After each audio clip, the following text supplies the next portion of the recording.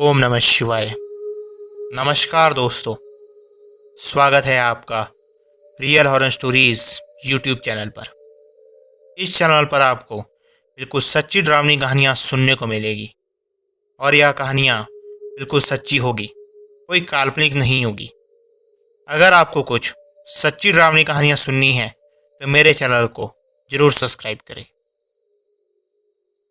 Hello दोस्तों, क्या आप लोगों ने कभी ऐसा सुना है कि उस घर में भूत प्रेत हैं, इसलिए उन लोगों ने उस घर को छोड़ दिया? या कभी यह सुना हो कि उस घर में बहुत सारे लोगों की मृत्यु हुई है, तो दोस्तों उस घर को उन लोगों ने छोड़ दिया और वो कहीं और रहने लगे? तो दोस्तों आज की कहानी एक ऐसे ही घर की या मकान की है जो 2020 से आज तक बिल्कुल वीरान या खाली है। 2020 के बाद आज तक वहाँ पर बिल्कुल बंद है और आज तक वहाँ पे कोई रहने नहीं गया डर के कारण। तो दोस्तों यह कहानी मुझे किसी ने बताई नहीं है, यह कहानी मेरी आंखों देखी और मेरे ही पड़ोस में घटी थी घटना, इसलिए मैं ये कहानी शुरू करता हूँ।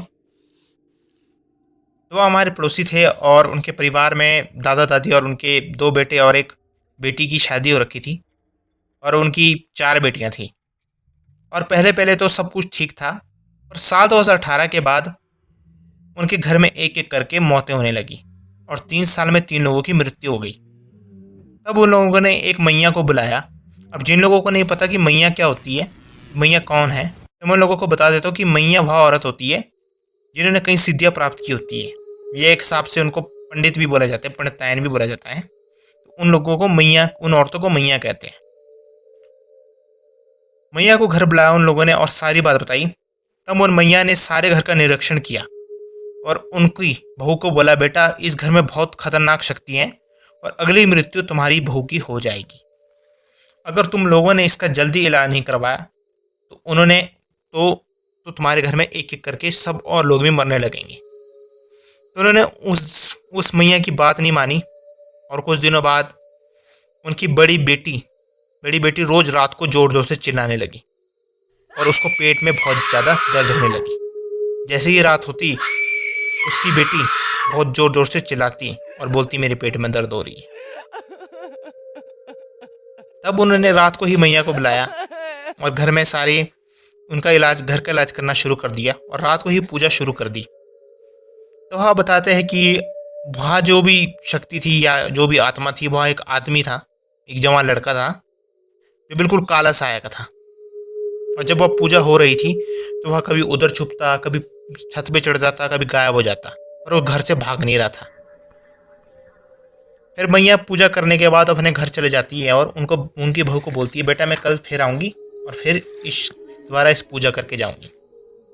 और मैया यहाँ भी कहती है कि वो बहुत ही खतरनाक शक्ति है और तुम्हारी किसी रिश्तेदार ने तुम्हारा सारा परिवार ख़त्म करने के लिए वह शक्ति भेजी है।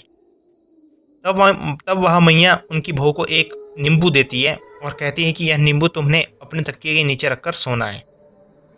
तब वह पूरी रात को ही अपने तकिए के नीचे नींबू रख के सोती है और रात को वही आदमी या नौजवान लड़का उनके पास आता है और वो बताते हैं कि वह बहुत ही डरावना था।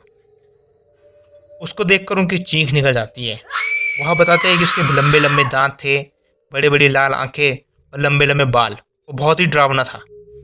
अगली सुबह उन्होंने यह सारी बात उन मैया को बताई। तब उन मैया ने कहा, बेटा कोई बात नहीं, मैं शाम को आके फिर से पूजा करके चले जाऊंगी। तो वह मैया शाम को आती है और उनके परिवार से कहती है कि यह काम मेरे से नहीं होगा, क्योंकि वह शक्ति बहुत ज़्यादा ताकतवर है।